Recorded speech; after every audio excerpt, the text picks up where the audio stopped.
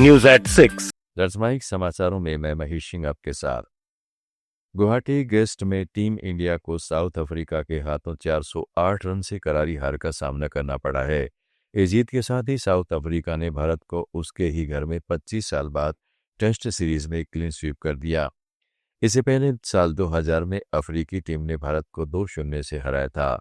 Parsapara stadium में 549 run का लक्ष्य करते हुए भारतीय टीम दूसरी पारी में सिर्फ 140 रन पर सिमट गई। भारत की ओर से रविंद्रन जडेजा ने सबसे ज्यादा 54 रन बनाए, जबकि साउथ अफ्रीका के साइमन हार्मर ने शानदार गेंदबाजी करते हुए 6 विकेट चटकाए। इस हार के साथ भारत को टेस्ट क्रिकेट में और घरेलू मैदान पर रन के लिहाज से सबसे बड़ी हार का सामना करना पड़ा। तो टेस्ट की इस सीरीज में साउथ अफ्रीका का दबदबा साफ नजर आया। साइमन हार्मर को प्लेयर ऑफ द सीरीज और मार्को यानसन को प्लेयर ऑफ द मैच चुना गया। साउथ अफ्रीका के खिलाड़ी सुबड़ा साफ होने के बाद भारत के हेड कोच गौतम गंभीर आगे आए हैं। उन्होंने कहा है कि हार की जिम्मेदारी सबकी, लेकिन मेरी पहले। उन्होंने कहा है कि मेरा भविष्य का फैसला बीसीसीआई को तय करना है। हालांकि कोच ने साथ ही अपनी उपलब्धियां भी गिनाई।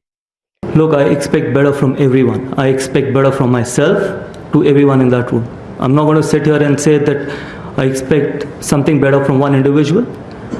The point is, if you want to win test matches against quality sides, we need to expect better from everyone. And that is how you win test matches. You don't blame one individual shot. You don't blame one individual playing in a certain way. You blame everyone. So me talking about an individual, I've never done that. I'm not going to do it. Where do we go from here? I mean, you will have a lot of white ball cricket. भारतीय share बाजार में आज लौटी रौनक से निवेशकों के चेहरों पर मुस्कान बिखेर दी, जब सेंसेक्स 1022 अंक चढ़कर 85,609 पर बंद हुआ और निफ्टी 318 अंक उछलकर 26,203 के पार पहुंचा गया।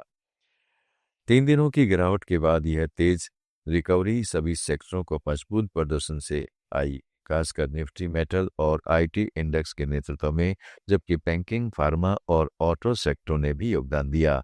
बाजार की कुल वैल्यूएशन में 4 लाख करोड़ रुपए का इजाफा हुआ, जिसमें बाजार Finserv, Bajaj finance, Reliance industries और टाटा स्टील जैसे शेयरों ने अगुवाई की।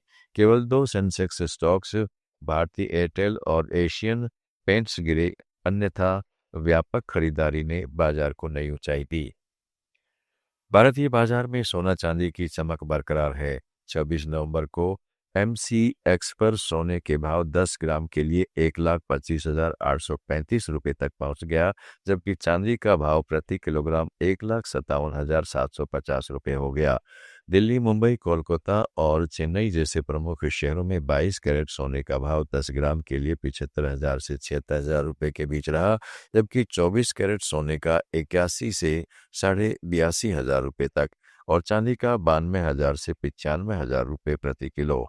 वैश्विक बाजारों में डॉलर की कमजोरी और त्योहारी मांग के दबाव से कीमतों में यह तेजी आई है, जो निवेशकों के लिए सकारात्मक संकेत दे रही है। Let's mic news at 6। केंद्रीय मंत्रिमंडल जल्द ही दुर्लभ पृथ्वी स्थायी मैग्नेट्स के लिए नई प्रोत्साहन योजना को मंजूरी दे सकता है। इस योजना के लिए लगभग 7,000 करोड़ रुपए का प्रस्ताव है, जो पहले के 2,500 करोड़ रुपए के अनुमान से 3 गुना अधिक है।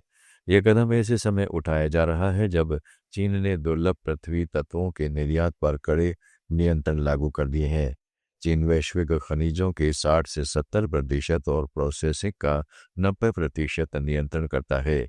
दुर्लभ पृथ्वी तत्व इलेक्ट्रिक वाहनों, नवीकरणीय ऊर्जा और रक्षा उत्पाद में अहम है। भारत में इस क्षेत्र में फंडिंग की कमी, तकनीकी विशेषज्ञता की कमी और लंबी परियोजना समय सीमा जैसी चुनौतियां हैं। दुनिया के टॉप अरबपतियों की लिस्ट में बड़ा उलटफेर हुआ है। गूगल के को फाउंडर लैरी पेज अब दुनिया के दूसरे सबसे अमीर शख्स बन गए हैं। समाचारों में फिलहाल इतना ही। जुड़े रहिएगा लेट्स माइक के साथ। आप सुन रहे थे let's mic more than radio. Follow कीजिए हमें हमारे सोशल मीडिया प्लेटफॉर्म्स पर। It's time for news. It's time for more than radio. Presenting the first radio news app, Let's Mic. Let's